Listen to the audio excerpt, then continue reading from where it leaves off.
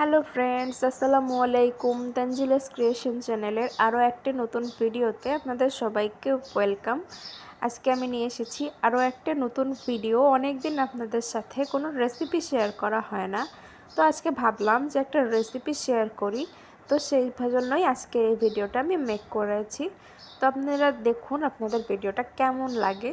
তো প্রথমে আমি এখানে নিয়েছি চিকেন, কারণ আমি আজকে চিকেনই রান্না করব।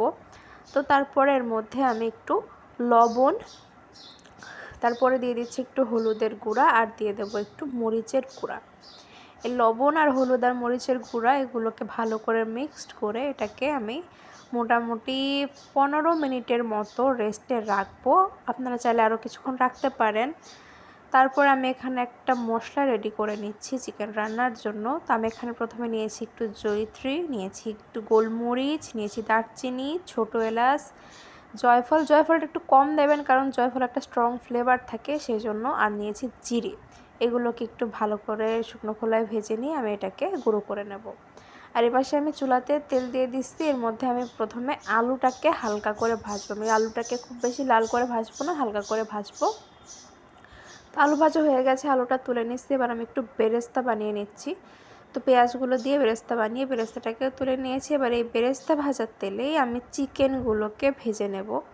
তো চিকেনগুলোকে ভাজা হয়ে গেছে, এবার চিকেনগুলোকেও তুলে নিয়েছি। এবার এই চিকেন ভাজার তেলেই আমি চিকেনটাকে রান্না করব। তো প্রথমে আমি দিয়ে দিলাম কিছু গরম মশলা। গরম মশলাটা দেওয়ার পরে এর মধ্যে দিয়ে দিচ্ছি আমি পেঁয়াজ কুচি, দিয়ে দিচ্ছি কাঁচামরিচ কুচি।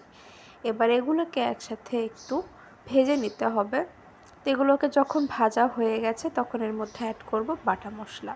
আমি এখানে দিয়ে দিচ্ছি পেঁয়াজ, রসুন, আদা, জিরে বাটা।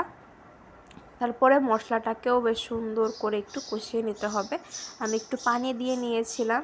তারপরে এর মধ্যে আমি গুঁড়ো মশলা অ্যাড করছি, দিয়ে দিচ্ছি হলুদের গুঁড়া, তারপরে দিয়ে দিলাম ধনিয়ার গুঁড়া, তারপর আমি এর মধ্যে অ্যাড করব শুকনো মরিচের গুঁড়া, তারপর অ্যাড করব পরিমাণ মতো লবণ। তো সব কিছু অ্যাড করা হয়ে গেল। এবার এই মশলাগুলোকেও সুন্দর করে একটু সময় নিয়ে তেল উঠে আসা পর্যন্ত কিন্তু কষিয়ে নিতে হবে। তো আমি একটু পানি দিয়ে মশলাটাকে কিন্তু কষিয়ে নিয়েছি সুন্দর করে। যখন মশলাটা কষানো হয়ে গেছে তখন এর মধ্যে আগে থেকে ভেজে রাখা চিকেনটাও দিয়ে দিলাম। চিকেনটা দেওয়ার পরে মশলার সাথে চিকেনটাকে ভালোভাবে অ্যাড করতে হবে। আর চিকেনের সাথে আমি আলুটাকেও অ্যাড করে দিয়েছি, কারণ আলুটাকে আমি হালকা করে ভেজেছিলাম। এবার সব কিছুকে সুন্দরভাবে একসাথে কষানো হয়ে গেছে, দেখতেই পাচ্ছেন। মোটামুটি 10 থেকে 15 মিনিট সময় নিয়ে আমি চিকেনটাকে কিন্তু কষিয়ে নিয়েছিলাম। তো কষানো হয়ে গেলে এর মধ্যে আমি দিয়ে দেব পরিমাণ মতো পানি। তো পানিটাও দিয়ে দিলাম। তারপরে এটাকে দেখুন, পানি দেওয়ার পর এটা কিন্তু ফুটে এসেছে অনেকটাই। এর মধ্যে আমি যে ভাজা মশলাটা বানিয়েছিলাম তার মধ্যে থেকে অর্ধেকটা আমি এর মধ্যে অ্যাড করছি। আর যে পেঁয়াজের বেরেস্তাটা বানিয়েছিলাম সেই বেরেস্তার থেকে অর্ধেকটা পেঁয়াজের বেরেস্তা আমি এর মধ্যে অ্যাড করে দিচ্ছি। তারপরে আমি এই পাশে একটু লিকার চা বানিয়ে নিয়েছিলাম। এই লিকার চাটাও আমি এখন চিকেনের মধ্যে অ্যাড করব। তো আমি মোটামুটি হাফ কাপের মতো চা বানিয়ে নিয়েছি, সেই চাটাও আমি চিকেনের মধ্যে অ্যাড করে দিলাম। এবার সব কিছু একসাথে ভালোভাবে মিক্সড করে দিয়ে এটাকে ঢাকনা দিয়ে হতে দেব মোটামুটি 10 মিনিটের জন্য। তো মিডিয়াম আঁচে আমি 10 মিনিট ঢাকনা দিয়ে রেখেছিলাম। তারপর আমি এখন ঢাকনাটা খুলে নিচ্ছি। তো দেখুন চিকেনের ঝোলটা কিন্তু অনেকটাই কমে এসেছে, মোটামুটি অনেকটাই হয়ে গেছে আর কি। তো এই পর্যায়ে আমি যে বাকি বেরেস্তাটা রেখেছিলাম, অর্ধেকটা দিয়েছিলাম, অর্ধেক বেরেস্তা রেখেছিলাম, ভাজা মশলাটাও রেখেছিলাম অর্ধেকটা, সেটা কিন্তু সে দুটোই কিন্তু আমি এখন এর মধ্যে দিয়ে দিলাম। এবারে এইগুলোকেও একটু ভালো করে মিক্সড করে সব শেষে আমি নামানোর আগের মধ্যে দিয়ে দেবো একটু চিনি। অবশ্যই কিন্তু এই রেসিপিটাতে একটু চিনি অ্যাড করবেন, তাহলে টেস্টটা আরও বেশি আসবে। তো দেখুন আমার রেসিপিটা পারফেক্টলি হয়ে গেছে।